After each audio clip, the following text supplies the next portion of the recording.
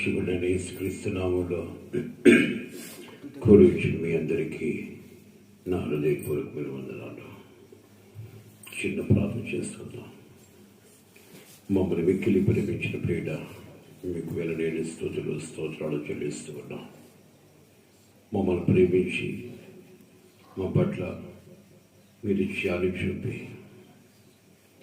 మరొక దినం మా జీవితంలో ఇచ్చినందుకు స్తోత్రాలు. ఈ దినమంతట్లో ప్రభా మీకు సాక్షులంగా అనేక మందికి మాదిరికరంగా అనేక మందిని మీ వైపు తిప్పగలిగిన జ్ఞానవంతులుగా మమ్మల్ని మార్చండి. ఈ లోక యాత్ర జీవితములో మేము సుఖాంతము చేసుకుంటూ అనేక మందికి ఆ యొక్క ప్రభావం మీ ఉన్నతమైన స్థితిని తెలియపరచగలిగిన జ్ఞానముతో నింపి మేము లోక మాలిన్యం అంటకుండా ఉండినట్లు మీ సన్నిధి నిత్యము ఉంచమని మీ మాట కొరకు ఎదురు చూస్తుండగా మీ మాటలో ఉన్న మాధుర్యాన్ని ఆ మర్మాన్ని గ్రహించి కృప మాకు దయచేయమని, మరి విశేషంగా ప్రభా నన్ను మరుగుపరిచి మీరు మాట్లాడుకోమని ఘనత మహిమ ప్రభావములు మీకు చెల్లిస్తూ యేసయ్య శ్రేష్టమైన నామములో అడిగి వేడుకుంటున్నాను తండ్రి. ఆమేన్. హల్లెలూయా, హల్లెలూయా. మరొకసారి మీ అందరికీ నా హృదయపూర్వక వందనాలు. ప్రియమైన వాళ్ళారా, కొద్ది నిమిషాలు దేవుని వాక్యాన్ని చాలా జాగ్రత్తగా విందాం. యేసు ప్రభువు వారు ఈ లోకంలో 3వ సంవత్సరం మానవాతీతుడిగా సశరీరుడిగా ఈ లోకములో జీవిస్తున్న మనమంతా కూడా తండ్రి రాజ్యాన్ని చేరుకోవాలంటే ఎలాగ బ్రతకాలి, ఎలాగా మనము ఈ లోకంలో మసులుకోవాలి అని ఎరుగక దేవుని రాజ్యాన్ని ఆ మార్గాన్ని మనిషి తిరుగుతున్న మానవుల మనిషికి ఆయన వచ్చాడు. అనేక బోధలు బోధించి అనేక అద్భుతాలు ఆశ్చర్యకార్యము జరిగించి ఆయన రాజ్యాన్ని గురించి తండ్రి ప్రేమను గురించి తెలియపరుస్తూ వచ్చాడు. మరి ఆయన ఉన్న కాలంలో అనేక మందిని తన శిష్యులుగా చేసుకుని ఆయన వెళ్ళినప్పటికీ కూడా పరలోకములో మీ కొరకు స్థలము సిద్ధపరచడానికి వెళుతున్నాను, మరి నేను వెళ్ళిన ఈ పరిచర్య ఆగకుండా ఉన్నట్లు కొంతమంది పనివారిని సిద్ధపరిచి ఆ మిగిలిన పనిని జరిగించడానికి అనేక మందిని ఏర్పాటు చేసుకున్న వారిలో కొంతమంది కొన్ని ప్రాంతాలకు వెళ్ళి దేవుని సువార్త ప్రకటిస్తూ వచ్చారు. ఎందుకు అంటే ఈ లోకంలో విడవబడ్డ ప్రతి ఒక్కరు త్రోసివేయబడ్డ దేవుని యొక్క ఆ ఉన్నతమైన స్థితి నుంచి దూరపరచబడ్డ ప్రతి ఒక్కరికి ఆయనకి చేరువలో రావాలంటే నడవడికను మార్చుకొని దేవుని యొక్క సన్నిధిని చేరాలి. ఆ యొక్క నడవడిక ఆ మార్గాన్ని తెలియపరచడానికి చాలా ప్రాంతాలకి కొంతమంది వెళ్ళారు. కానీ మనకు తెలిసిన సౌలుగా ఉన్న పౌలు ప్రభు పరిచారకుడిగా దేవుని కొరకి ప్రాణత్యాగం చేయబడి నిలబడ్డ పౌలు గారు అన్యుల మధ్య సువార్త ప్రకటిస్తూ వచ్చాడు. ఇలాగ సువార్తను ప్రకటిస్తూ ఒక ప్రాంతానికి వెళ్ళాడు. ఆ ప్రాంతానికి వెళితే ఆ ప్రాంతాన్ని చూసిన తర్వాత చాలా బాధ కలిగింది. ఎందువల్ల అంటే ఆ ప్రాంతం యావత్తు కూడా విగ్రహాలతో ఉంది. భయంకరమైన విగ్రహారాధన జరుగుతుంది. చాలా వేదన కలిగి ఆ ప్రాంతంలో ఉన్న వారి పరిస్థితి ఏంటి అని తెలుసుకోవడానికి వెళితే వాడికి ఉండబడ్డ స్థితిగతులు ఏంటి అంటే ఏదో ఆత్మీయ జీవితాన్ని వెతకాలలో వాళ్ళు దేవుని పట్ల భయభక్తులు కలిగి ఉండాలన్న ఉద్దేశం అయితే లేదు, కానీ ఏదో ఒక క్రొత్తదనాన్ని విని ఆనందించాలని కోరుకునే వ్యక్తులు. అది చూసి జాలి కలిగి బాధ కలిగి వాళ్ళ పట్ల ఒక భారం కలిగి ఆ ప్రాంతపు వాసులతో మాట్లాడుతున్నాడు. చూద్దాం. అపోస్తల కార్యం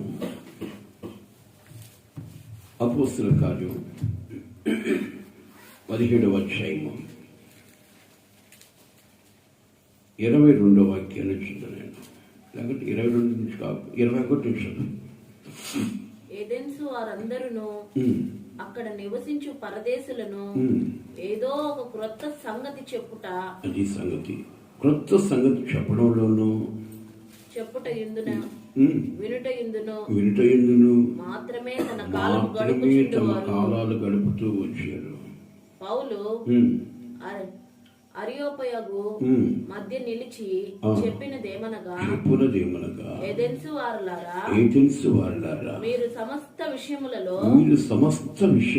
అతి దేవతాభక్తి కలిగిన వారై ఉన్నట్టు నాకు కనబడుచున్నది. నేను సంచరించుచు మీ దేవతా ప్రతిమలను చూస్తుండగా ఒక బలిపీఠము నాకు కనబడెను. దాని మీద తెలియబడని దేవునికి అని వ్రాయబడి ఉన్నది. కాబట్టి మీరు తెలియక దేనియందు భయభక్తులు కలిగి ఉన్నారో దానికే నేను మీకు ప్రచురపరచుచున్నాను. దేవుని స్తోత్రం. ఇక్కడ వాక్య భాగాన్ని గమనిస్తే వాడు ఒక క్రొత్తదనాన్ని వినడంలోనూ చెప్పుకోవడంలోనూ ఉన్నారు. కానీ దైవత్వం అంటే ఏంటి, ఎలాగే ఈ లోకం నుంచి విడిచిపెట్టిన తర్వాత దేవుని రాజ్యానికి చేరుకుంటాము అన్న ఆలోచనతో వాళ్ళకి లేదు. కానీ ఏదో ఒక క్రొత్తదనాన్ని కోరుకునేవాడు. మంచిదే. క్రొత్తదనం అంటే ఏంటి అంటే, ఇప్పుడు మనలాగా క్రొత్త సంవత్సరప్పుడు నూతన సంవత్సరం సెలబ్రేషన్ చేసుకోవడం, క్రొత్త సంవత్సరం వచ్చేసింది మా జీవితం లెక్కని చెప్పేసి ఆ రోజు వరకు ఆనందించడము, క్రొత్తదనంగా ఆ రోజు వరకు బ్రతకడము, ఇలాగా మనుషులకు జీవిత విధానం దొరికిపోతూ వచ్చింది. ఆ ప్రాంతానికి అపోస్తలుడైన పౌలు వెళ్ళిన తర్వాత ఆయన ఆ ప్రాంతంలో వెతుకుతూ ఉన్నాడు. అనేక దేవతా ప్రతిమలు ఆయన కనబడుతున్నాయి.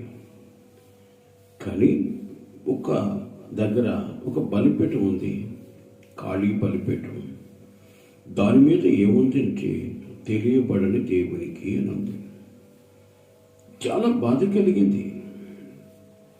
తెలియబడని దేవునికి అని రాసుకున్నాను. కానీ దాని గురించి తెలుసుకొని దాని యొక్క ఉన్నతమైన స్థితి ఎంతో ఎరిగి దేని యందు మనం భక్తి కలిగి ఉంటే మనము దేవుని రాజ్యాన్ని చేరుకుంటాము అన్న ఆలోచన అయితే లేదు. కానీ ప్రేమిని వల్లారా, ఏదో తెలుసుకొని దాన్ని బట్టి ఆనందించాలనేది కానీ వాళ్ళ జీవితాల్లో ఏది మేలో దాన్ని ఎరిగి దాని ప్రకారం బ్రతికి దేవుని చేరుకోవాలన్న ఆలోచన అయితే వాళ్ళకి లేదు.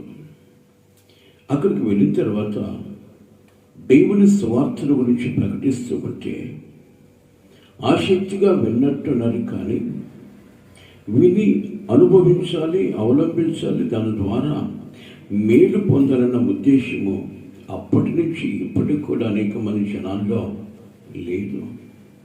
కానీ ప్రేమల వల్ల ఈరోజు వరకు క్రైస్తవులుగా పిలువబడ్డ మనము ఏదో ఒక రూపంలో ఏదో ఒక విధానంగా అనుభవిస్తున్నా, ఆనందిస్తున్నాము, బ్రతుకుతున్నామే. కానీ ఈ బ్రతుకు ఎవరి కొరకు బ్రతికిస్తున్నది, ఎవరి కొరకు, మేము బ్రతికి ఏం చేయగలుగుతున్నామన్న ఆలోచన ఈరోజు క్రైస్తవులు కూడా లేకుండా పోయింది. ప్రేమని వల్ల ఈరోజు క్రైస్తవులు ప్రబలుతున్నారే కానీ, క్రైస్తవులు విస్తరిస్తున్నది కానీ క్రీస్తు యొక్క ప్రేమ చల్లారిపోతూ వస్తుంది. రాత్రికాల సమయంలో కూడా నేను మన సంఘంతో మాట్లాడుతూ ఒక మాట అన్నాను. నీ తండ్రిని చూపించాలంటే ఏం చేయాలి అంటే, నా తండ్రి దాకా నడుచుకోవాలి అన్నాడు. అంటే ఎంతటి జ్ఞానం ఉందో అర్థం కావట్లేదు. తండ్రి దాకా నడుచుకుంటే ఈ నడక నీ తండ్రి నడక ఇలాగుండిందేమో అని ఎలాగనుకుంటాడు. తండ్రిని చూపించాలి, ఫోటో చూపించాలి. మరి ఈ లోకపు తండ్రిని చూపించాలంటే ఫోటో చూపించాలి. నీ దేవుని చూపించాలి, నువ్వేం చేయాలి అంటే ఫోటో చూపించాలంట. యేసు ప్రభు ఇలాగున్నాడు అని ఎవరికి తెలుసు? తెలుసా ఎవరికన్నా? ఏమ్మా తెలుసా? యేసు ప్రభు ఎలాగున్నాడు, ఇలాంటి రూపం కలిగిన వాడని ఎవరికి తెలియదు. ఆ రోజు ఆయన శిలువ మోసేటప్పుడు ఒక సహోదరి ఆయన ముఖం మీద కారుతున్న ఆ రక్తాన్ని తొడవడానికి ఒక గుడ్డ తీసుకుపోయి ముఖం మీద కప్పినప్పుడు ఇంకా మరకలు పడ్డాయి. ఆ మరకలు బట్టి ఊహా చిత్రాన్ని చేసి యేసు ప్రభు యొక్క ఆ చిత్రపటాన్ని వాళ్ళు ఊహించుకొని వేసుకున్నారు. కొన్ని సందర్భాల్లో అందంగా చిత్రీకరిస్తారన్న ఫోటోని. యేసు ప్రభు ఇంతటి అందగాడు అన్నట్టుగా ఈ లోకపరంగా. కానీ ఈ లోకంలో ఉన్నప్పుడు ఆయన మానవాతీతుడు. లోకాన్ని విడిచిన తర్వాత ఆయన ఆత్మస్వరూపుడు. ఆయనకు రూపం లేదు. అందుకని అక్కడక్కడ మన వాక్యాలు చదువుతూ ఉంటాం. ఆయన ఆత్మ కనుక ఆయన ఆరాధించేవారు ఆత్మతోనూ సత్యముతోనూ ఆరాధించాలి అని. ఇప్పుడు యేసు ప్రభువును చూపించాలంటే ఏం చేయాలంటే ఫోటో చూపించాలి అన్నాడు. నేనైతే ఒక మాట చెప్తాను. పరిశుద్ధ లేఖన భాగంలో ఒక మాట ఉంది. నీవు జ్ఞానవంతుడైనా, జ్ఞాన వివేచన కలిగిన వాడవైనా, కృపావరములు కలిగిన వాడవైనా, ఏమండి గొప్ప గొప్ప కార్యాలు చేసేవాడివైనా ప్రేమ లేకపోతే వ్యర్థుడివి అన్నాడు. ఈరోజు క్రీస్తుని నువ్వు యేసు ప్రభు లాగుంటాడని చెప్పాలంటే నీలోనే ఒక క్రియ ప్రేమను చూపించగలిగితే యేసు ప్రభు ప్రేమ ఇది అని తెలియపరచగలవు. యేసు ప్రభుని చూపించాలంటే నీలో ప్రేమ చూపించాలి. నీ భర్త మీదో, భార్య మీదో, బిడ్డల మీదో, ఏమిటి నీకు అనుకూలమైన వారి మీద ప్రేమ చూపించడం ప్రేమ కాదు. కానీ నిన్ను బాధించేవారినో, నిన్ను హింసించేవారినో, నిన్ను హేళన చేసేవారినో, నిన్ను ఇబ్బంది పెట్టేవాడినో వాళ్ళ ప్రేమించి నీ ప్రేమ చూపించి క్రీస్తు ప్రేమలోని కలిగి నడిపించగలిగితే క్రీస్తును చూపించగలవు. దేవుని స్తోత్రం. హల్లెలూయా. అలాగే ఇక్కడున్న వాళ్ళ పరిస్థితి ఎలాగుందంటే క్రొత్తదనాన్ని కోరుకున్నారే కానీ వాళ్ళ జీవిత విధానం క్రొత్తగా మార్చబడి ఏమిటి నూతన యెరూషలేము చేరుకోవాలన్న ఆలోచన అయితే వాళ్ళకి తెలియదు. వాళ్ళకి తెలిసింది ఒకటి, క్రొత్తది చెప్పడమో, క్రొత్తది తెలుసుకోవడమో, క్రొత్తదనంగా ఏదో లోకపరంగా బ్రతకాలని కూర్చుంటారు. ఆ ప్రాంతానికి అపోస్తలుడైన పౌలు వెళ్ళినప్పుడు హృదయం చాలా వేదన కలిగి వీళ్ళు క్రొత్తదనాన్ని కోరుకున్నారు. కానీ దాని ద్వారా వీళ్ళకి ఒరిగేది ఏంటి అని ఎరిగి యేసు ప్రభువు యొక్క గుణాతిశయాలు ప్రచురం చేయడానికి ఆయన ఇష్టపడి ప్రకటిస్తూ ఉన్నాడు. దేవుని స్తోత్రం. హల్లెలూయా. ఏంటి ఎలాగ ప్రకటిస్తున్నాడంటే ఆయన ఎరిగిన వాడికి శాంతి సమాధానం కలిగి ఉంటాడు. ఆయన ఎరిగిన వారు ఈ లోకములో శోధింపబడ్డా, హింసింపబడ్డా, ఈ లోకములో ఆయన కొరకు నిలబడే ప్రతి వ్యక్తి కూడా పరలోక రాజ్యములో యుగ యుగాల ప్రభుతో కూడా నివాసము చేసే కృప దేవుడు ఆ వ్యక్తి కలుగు చేస్తాడు. ఈ లోకంలో కొద్ది కాలము జీవించిన జీవితాన్ని సుఖభోగము కొరకు ఎదురు చూస్తున్నాము, ఏదో ఆనందించాలని ఎదురు చూస్తున్నామే. కానీ నిజమైన ఆనందం ఈ లోకంలో లేదు, రాబోవు లోకంలో దేవుని రాజ్యములో ఉంది అని చెప్తూ ఉంటే ఆసక్తిగా వింటా ఉన్నారట. కానీ ప్రియమైన బలారా, ఈ లోకములో చెప్తున్నప్పుడు వినడానికి ఆనందకరంగా ఉంటుంది. కానీ ఆ ఆనందాన్ని మనము చవిచూస్తూ చెప్పగలిగినప్పుడు దేవుని రాజ్యాన్ని నీలో చూపించగలవు. దేవుని స్తోత్రం. హల్లెలూయా. ఒక వ్యక్తి వచ్చాడు. బతుకుడా దేవుడి రాజ్యం ఎక్కడుంది అంటే ఏం చెప్పాడైనా? దేవుడి రాజ్యం ఎక్కడో లేదు. ఎక్కడుందట? మీ మధ్యనే ఉంది. దేవుని స్తోత్రం. హల్లెలూయా. మన మధ్య ఎక్కడుంది? ఎప్పుడు కనపడలేదు అనుకోవచ్చు. చెడు ప్రతదనంగా ఉంది కదా మాట. దేవుని రాజ్యం ఎక్కడుంది అంటే మీ మధ్యనే ఉంది.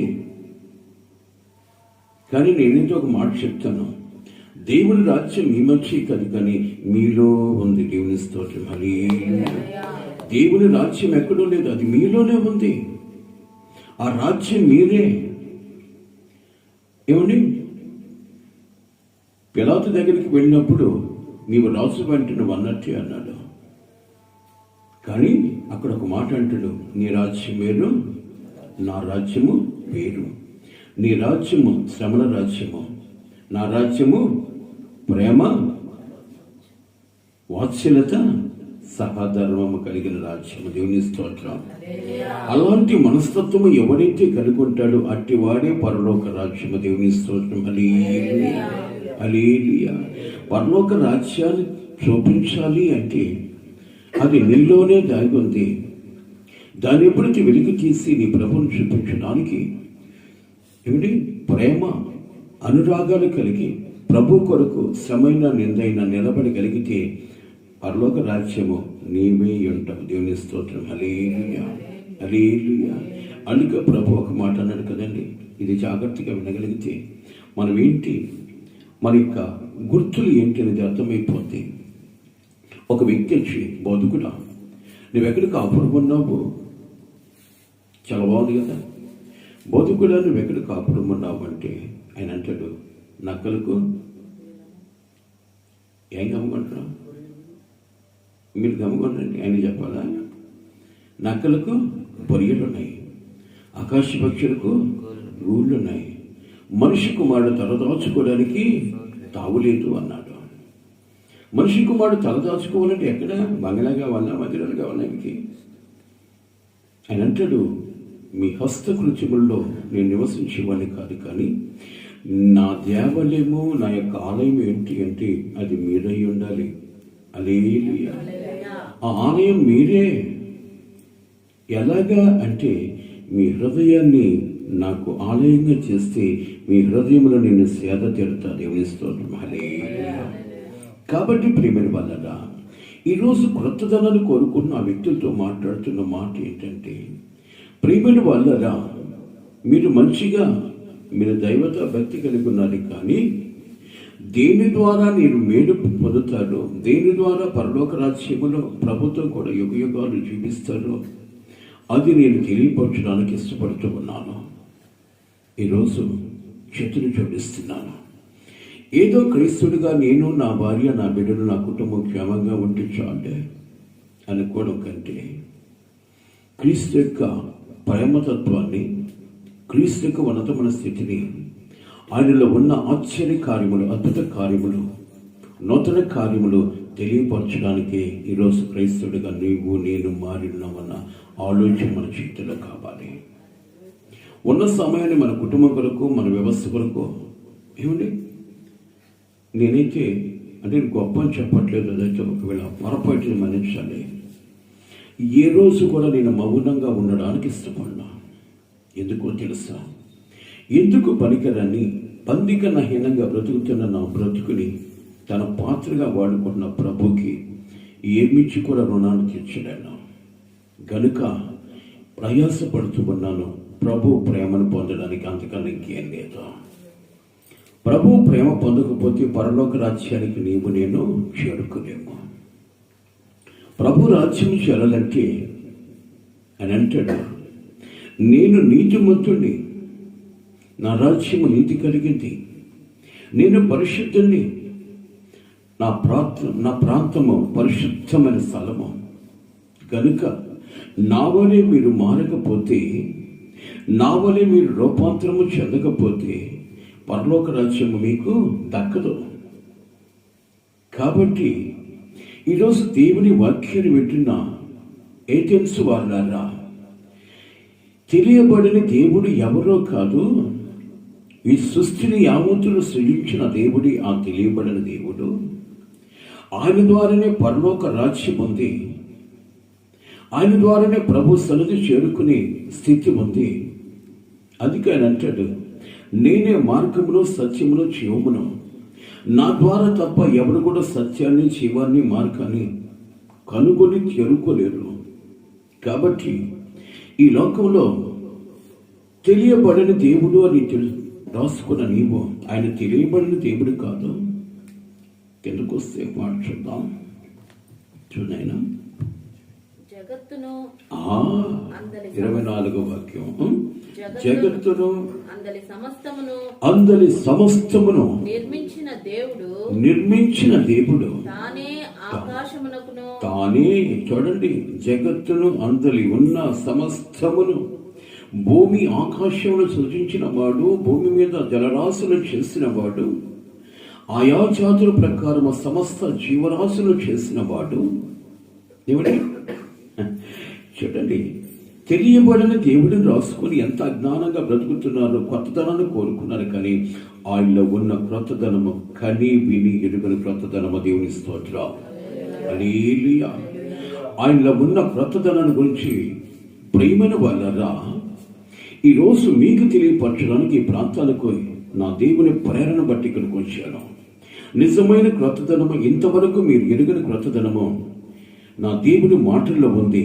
చవి చూడండి, ఈ క్రొత్తదనము నూతన రాజ్యమున, నూతన యెరూషలేము చర్చ కలిగిన క్రొత్తదనము నా ప్రభులో ఉంది.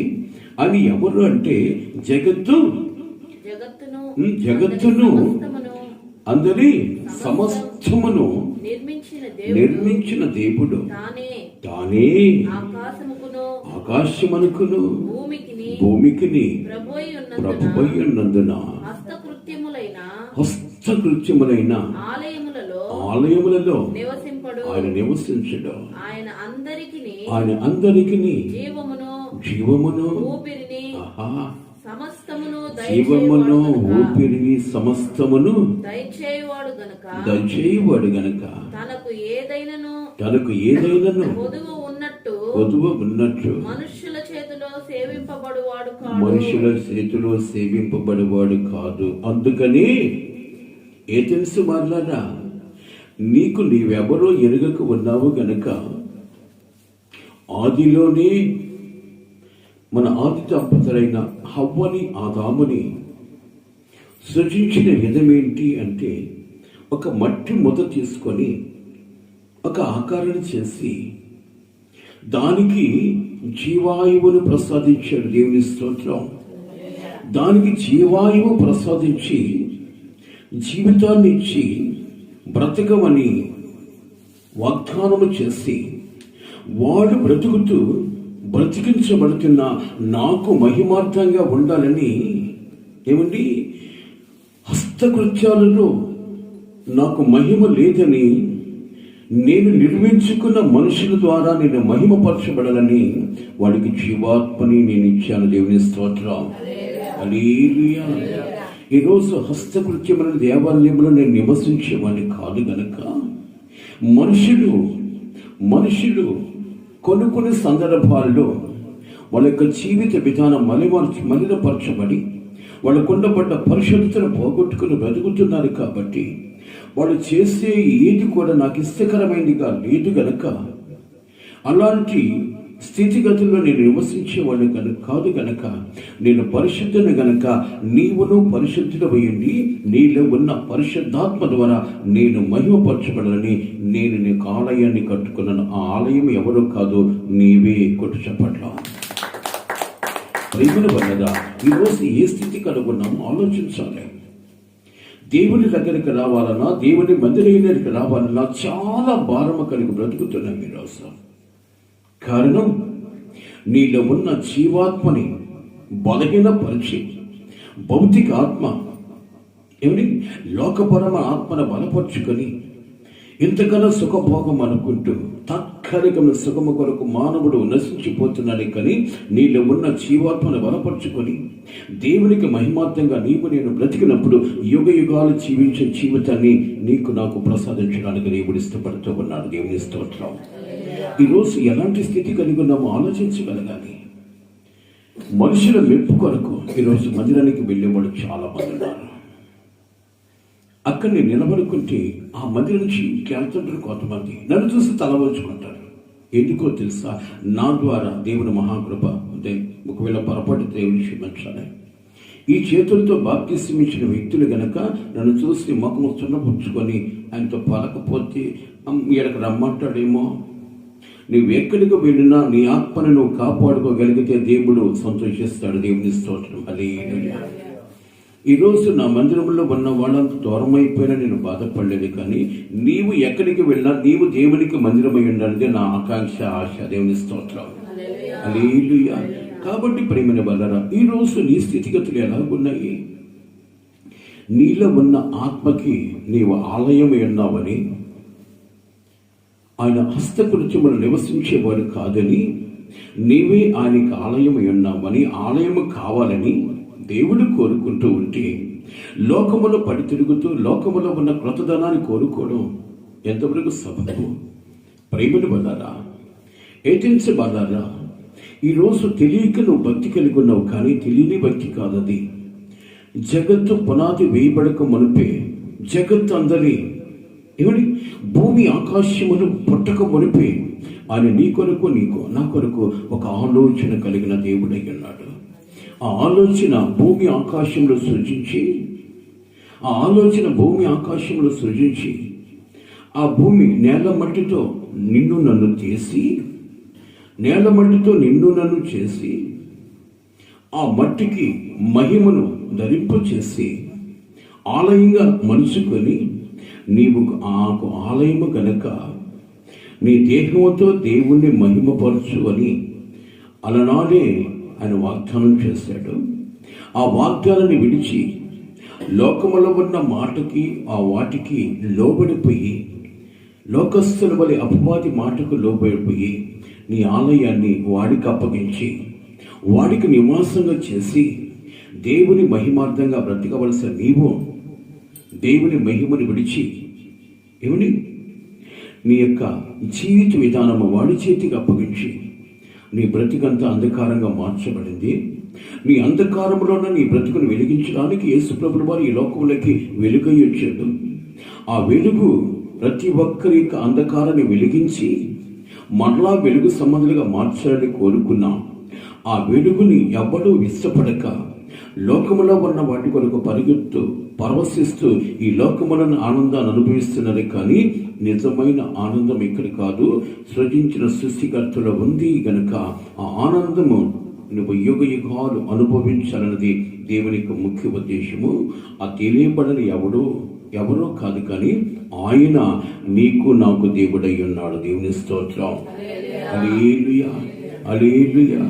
కానీ ఈరోజు ప్రతి మానవుడు కూడా కోరుకుంటున్నది ఏంటి అంటే, మన క్రైస్తవులకు ఒక దౌర్భాగ్యమైన అలవాటు ఉంది. ఎక్కడన్నా యేసు ప్రభు ప్రతిమ కనపడితే అడగబోయి దండలు దశకాలు పెట్టుకుని చంపలు కొట్టుకొని సెలవు గుర్తులు వేసుకుని వెళ్తూ ఉంటారు. అంటే ఇలాంటి వ్యక్తిని చూసినప్పుడు నీకేమనిపిస్తుందో నాకు తెలియదు, కానీ నాకైతే చాలా బాధ కలుగుతుంది. నీలోనే ఆయనుంటే అక్కడెక్కడో ఒక విగ్రహాన్ని చూసి దండం పెట్టుకుంటున్నావంటే ఎంతటి దౌర్భాగ్యమైన జీవితం, ఎంతటి విచిత్రకరమైన ఆలోచన, అలవాటు. ప్రేమను వల్లారా, ఆయన ఎక్కడో లేడు, నీలోనే ఉన్నాడు. దేవుని స్తోత్రం, హల్లెలూయా, హల్లెలూయా. ఒక్క క్షణము కూడా నేను విడిచిపెట్టి దూరంగా ఉండడానికి ఇష్టపడే దేవుడు కాదు, కానీ ఆయన్ని మరుగు చేసి లోకాన్ని వెలుగు చేసుకొని లోకం వైపు చూస్తూ, లోకములో ఉన్న వాటి వైపు చూస్తూ నీ భక్తిని లోకాల్లో చూపిస్తున్నవే, కానీ నిజమైన భక్తి ఏది అనగా నీవు కాపాడుకుంటూ ప్రభువుకు నమ్మకంగా బ్రతకడమే నిజమైన భక్తి. దేవుని స్తోత్రం, హల్లెలూయా. ఈ లోకములో ప్రతి వ్యక్తి కూడా తన ప్రతాపాన్ని, తన యొక్క శక్తి సంపన్నతని, తన జ్ఞానాన్ని లోకములో ప్రదర్శించి మంచి జ్ఞానవంతుడు అని లోకములో ఉన్న వ్యక్తులు నేను పొగిడేటట్టుగా ప్రవర్తిస్తున్నవి, కానీ ప్రభు అంటాడు, యెహోవా మెచ్చుకునేవాడే గనుడు. దేవుని స్తోత్రం, హల్లెలూయా. ఈ లోకంలో జీవిస్తున్న నీవు ఆయన మెచ్చుకునే విధంగా నువ్వు బ్రతకడమే ఈ క్రొత్తదనమై ఉంది గనుక ఈ క్రొత్త దేవుడు ఎవరో కాదు. ఇక్కడ ఉండబడ్డ ప్రతి ప్రతిమకు, ప్రతి పేరుకి పైనామమే యేసయ్య నామము. దేవుని స్తోత్రం, హల్లెలూయా. మీరు అనుకుంటున్నారు వీరే దేవుళ్ళు, వీరే సృష్టికి కారణభూతులు, వీరే. కొంతమంది చెప్తుంటారు భూమి 3 గుడ్లు పెట్టిందంట, 3 గుడ్లు పెట్టిందంట భూమి. మా మద్దతు తెలిసి అనుకుంటా గుడ్లు పెట్టింది పిల్లలు చేసి తెలియదా? దేవుని స్తోత్రం, మంచితనం అట్లయితే ఎంత భక్తి తెలిసినా అది తెలుసుకోలేదంటే మంచితనమే. ప్రేమని వల్లారా, భూమి 3 గుడ్లు పెట్టిందంట. అంటే భూమి భూమి లేకపోతే గుడ్లు పెట్టడం ఏంటి నాకు అర్థం కావట్లేదు. 3 గుడ్లు పెట్టింది భూమి, ఆ 3 గుడ్లు పిగిలినాయంట. పిగిలితే ఏమిచ్చింది గుడ్లలో నుంచి అంటే బ్రహ్మ, విష్ణు, మహేశ్వరుడు. వచ్చిన 3 అయిపోయా. ఈ 3కి పిల్లకాయలు పుట్టారంట. ఎంత దౌర్భాగ్యమైన జీవితం. ఈ క్రొత్తదనం చూసి నోళ్ళు ఎలా పెట్టుకొని విన్నారే కానీ దీన్ని ప్రశ్నించి నిజమైన జవాబు ఎక్కడుంది అంటే నా యేసయ్యలో ఉంది జవాబు. దేవుని స్తోత్రం. హల్లెలూయా. ఏ స్థితి కలిగి ఉన్న విరోధు వాడెవడో సోది కబుర్లు చెప్తుంటే ఆ మాటలు విని నీ చెవులకు నా దొరద తొలగించుకోవడానికి. అందుకని అవసరం పౌలు అంటాడా, దొరద చెవులు గలవారు ఈ స్వకీయ దురాశలకు లోనైపోయి అనుకూలమైన బోధకులు ఏర్పాటు చేసుకుని వెళ్తా ఉంటారు. ఇది కూడా మందిరమే కదా అనుకున్నట్టు. ఎందుకంటే దొరద చెవులు అన్న మాట అక్కడ భలే ఉంటుంది వాక్యం. మమ్మల్ని ఎవరు కదిలించరు, ఇక్కడ నేను కదిలిస్తా. ఎందుకో తెలుసా, నువ్వు కదిలించకపోతే నీ కొత్తదనం బయటకు రాదు. కొట్టి చెప్పట్లా. నువ్వు కదిలించబడకపోతే నీలో ఉన్న కొత్తదనం బయటికి రావాలి. కదిలించబడకుండా గోడ కొట్టిన బంతిలాగా నువ్వు అలాగే ఉంటే కుదరదు. నువ్వు కదిలించబడి నీలో ఉన్న క్రొత్తదనం బయటకు వచ్చినప్పుడు దేవుడు నీ ద్వారా మహిమపరచబడతాడు. దేవుని స్తోత్రం. ఎంతటి విరుద్ధంగా ఉంది. వాడు వినే మాటలు ఎలాగున్నాయంటే, ఈ వినే మాటలు ఎలాగున్నాయంటే ఆలోచన లేకుండా చాలామంది ఈ మాట విన్నప్పుడు చాలా బాధ కలుగుతుందేమో, మా దేవుణ్ణి కించపరుస్తున్నారు అని. అంటే ఆలోచన లేకపోతే దేవుణ్ణి కించపరుస్తున్నాం అనుకుంటామే, కానీ ఆలోచన కలిగితే ఆలోచనకర్త ప్రకటించే దేవుడిని ఎదుగుతారు. దేవుని స్తోత్రం. 3 గుడ్లు పెడితే వీళ్ళు 3 మగవాళ్ళు. ఇక్కడ ఈ భూమి మీద పిల్లలు రావాలంటే ఎవరు కావాలి? స్త్రీలు కావాలి.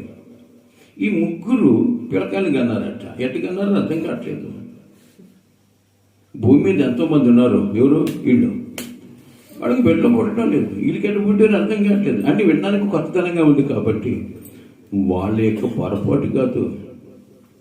వినేవాళ్ళు మంచి వాళ్ళే. చెప్పడానికి వచ్చాడు ఒకడు. ఎవడోడు? అపాదిగాడు. వాడి మాటలు చాలా కమ్మగా ఉంటాయి వినడానికి.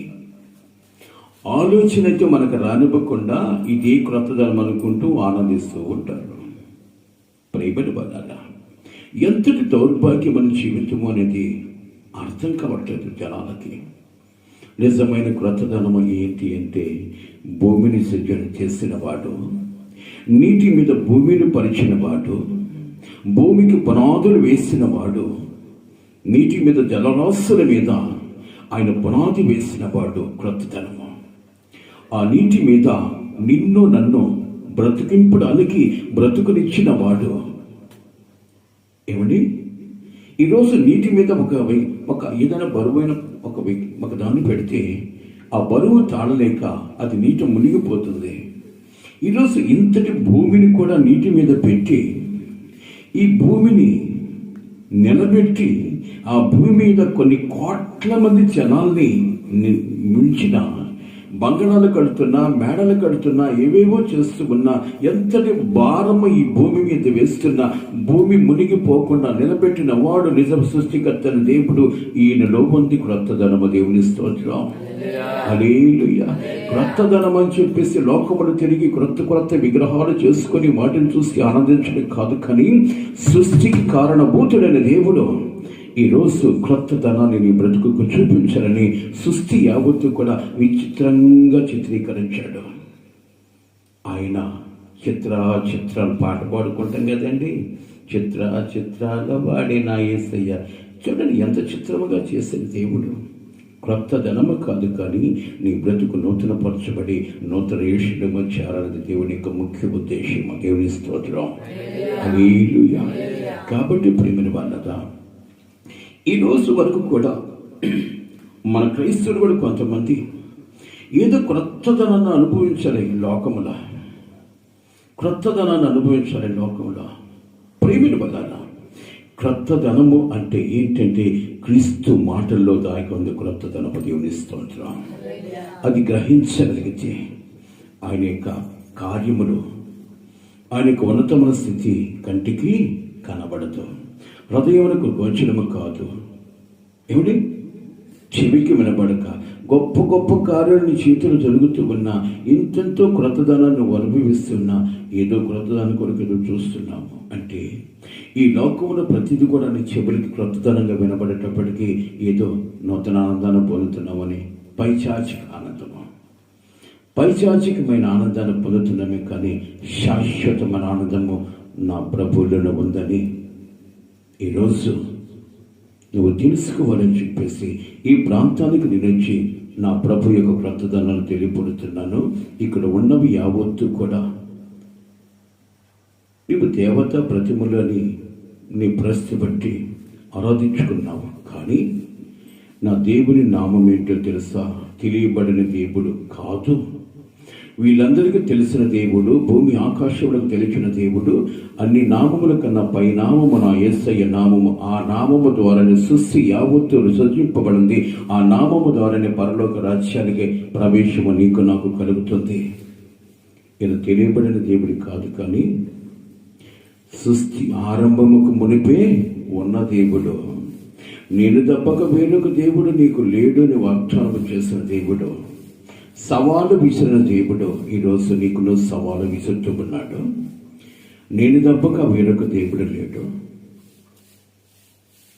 మాట్లాడే దేవుణ్ణి, నడిపించే దేవుణ్ణి, చూపించగలిగిన వాడిని, నేను పరలోకము చేర్చగలిగిన వాడిని, అలాంటి దేవుణ్ణి నేను అని నా దేవుడు తెలియపరిచాడు. ప్రేమని వల్లరా ఆయన వైపు తిరిగితే నూతన యెరూషలేము నీకు ఇస్తాడు, నీ బ్రతుకును నూతన పరుస్తాడు.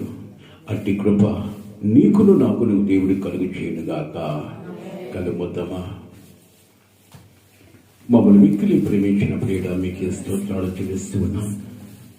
అవునయ్యా, మీ మాటలు ఎంతో ఆనందాన్ని, ఆశ్చర్యాలు కలిగించే మాటలు.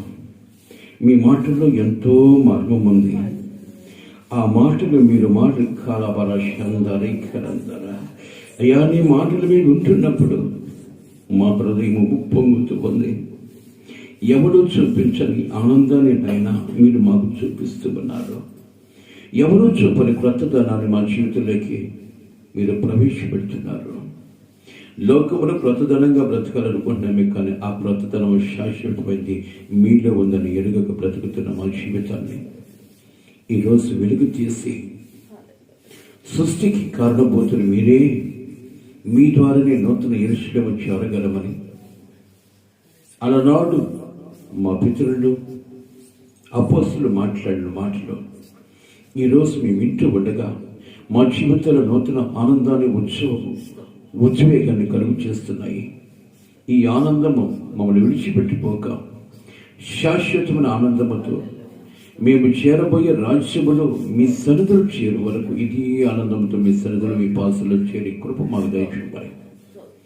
ఈ వాక్యాన్ని వింటున్న ప్రతి ఒక్క బిడ్డ కూడా బలపరచబడి, భద్రపరచబడి నిజమైన రాజ్యం ఉందని, ఆ రాజ్యము చేరు వరకు మా జీవితాలు లోకములు క్రొత్తదనము కలిగి అనేక మందికి మేము ఆకర్షణగా మార్చబడినట్టు సహాయం చేయమని ప్రత్యేకించి మమ్మల్ని అందరూ మీ చేతులకు అప్పగించుకుంటూ ఘనత, మహిమ, ప్రభావాన్ని మీకు చెల్లిస్తూ ఈ లైవ్లో వీక్షిస్తున్న బిడ్డలకు కూడా ఆత్మీయ బలముతో నింపి మీ రాజ్యపు వారసత్వంలో స్థిరపరచబడినట్లునైనా కృప చూపించమని ఘనత, మహిమ మీకే చెల్లిస్తూ యేసునామములో అడిగి వేడుకొనుచున్నాను తండ్రి. ఆశీర్వాదము మన పరమతుడైన దేవుని ప్రేమ, కుమారుడైన యేసుక్రీస్తు వారి కృప, పరిశుద్ధాత్మ దేవుని కరుణ సహవాసము, సన్నిధైన కాపుదల సకల పరిశుద్ధులకును కూడి వచ్చిన మనకందరికను, ఈ లైవ్లో వీక్షిస్తున్న ప్రతి బిడ్డకును ఆయన కృపా కనికరము తోడుగా వచ్చి నూతన యెరూషలేము చేరగలిగిన స్థితి ప్రతి కలుగు చేయనుగాక. ఆమేన్. హల్లెలూయా, హల్లెలూయా. ప్రభు నామములో మీ అందరికీ నా హృదయపూర్వకమైన వందనాలు.